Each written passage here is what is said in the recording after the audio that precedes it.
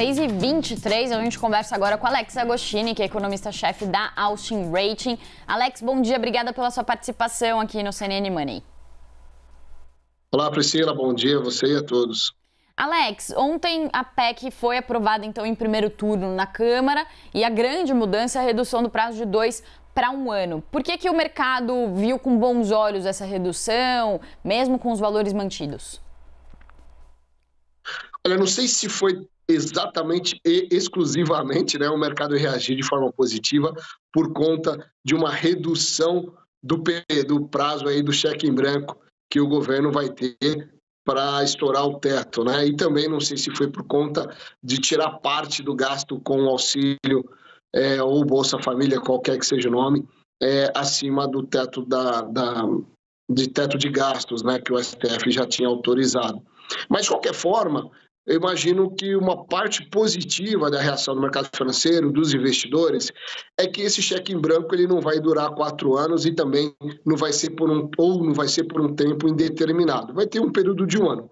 Aliás, isso é normal, já se esperava, O governo, sempre quando vai negociar com o Congresso, ele sempre pede muito mais do que ele necessariamente precisa para tentar atingir aquele objetivo que ele quer. Ele queria ali no mínimo 2 anos, acabou ficando com 1 ano, mas houve ali um rearranjo, um acordo com o Congresso para aprovar e todo mundo acaba saindo de alguma forma satisfeito com a negociação. O governo, porque vai conseguir honrar pelo menos boa parte das suas promessas de campanha. Naturalmente, o Congresso, os congressistas terão mais recursos para atender as demandas nas suas regiões e, naturalmente, importante que a população que precisa ainda desse auxílio vai ter essa parte no bolso, Passada essa preocupação inicial de ter o Bolsa Família no começo do ano, o governo vai ter que pensar como pagar essa conta, Então, são 168 bilhões de reais ali no total, mais uns penduricalhos que levam para 200, mais os 52 bi que o Gilmar Mendes autorizou que fique fora do teto de gastos para o Bolsa Família. Qual que é a tua perspectiva? Você acha que a gente pode ter elevação de carga tributária, por exemplo, para pagar essa conta? Priscila, esse é o cenário, Nós corremos um risco real de elevação da carga tributária, Um pouco antes você estava falando da carga tributária incidente sobre alguns produtos da ceia de Natal e você viu que ali nós estamos falando algo acima de 30%, quase 60% de carga tributária. Com esse novo cenário fiscal no qual nós temos, primeiro, o aumento dos gastos por parte do governo na questão do auxílio às pessoas com necessidade, que em parte é justo. Nós temos um cenário de desaceleração econômica que deve naturalmente reduzir o ritmo de arrecadação do governo, também vai ter ali outras receitas extraordinárias diminuindo, como foi, por exemplo, royalties de commodities, de exploração de recursos naturais, dividendos de empresas estatais federais.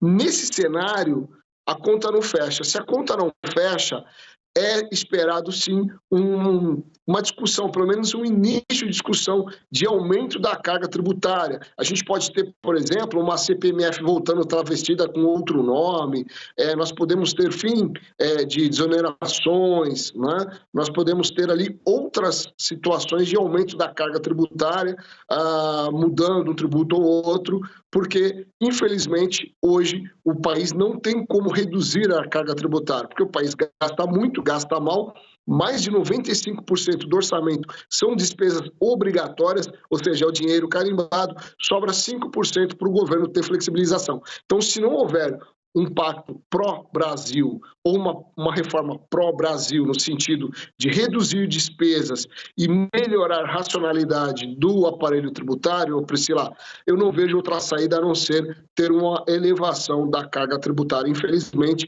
de uma forma que a gente já tem há muito tempo e a gente não consegue sair dessa situação, A gente tem pouco tempo, Alex, mas queria saber como que você vê o novo ministro da Fazenda lidando com essas questões, O Fernando Haddad, que inclusive recentemente ele chegou como bombeiro até, em meio a essas discussões sobre aversão ao risco. O que você espera, então, dessa gestão de Haddad à frente da Fazenda?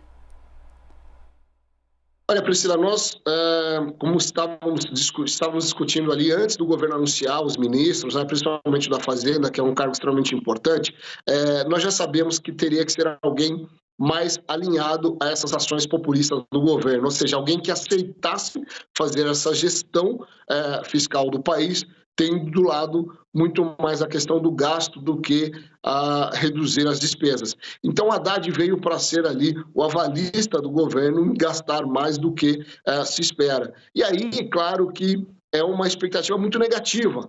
A gente precisa, o país precisa ter alguém mais alinhado à questão do equilíbrio fiscal. Claro, de novo, a proteção social para um país que tem diferenças sociais, de renda, cultural enorme como o Brasil, é preciso sim ter um programa de apoio a essas famílias, mas precisa, em paralelo, precisa ter um programa que tenha também a visão de reduzir despesas.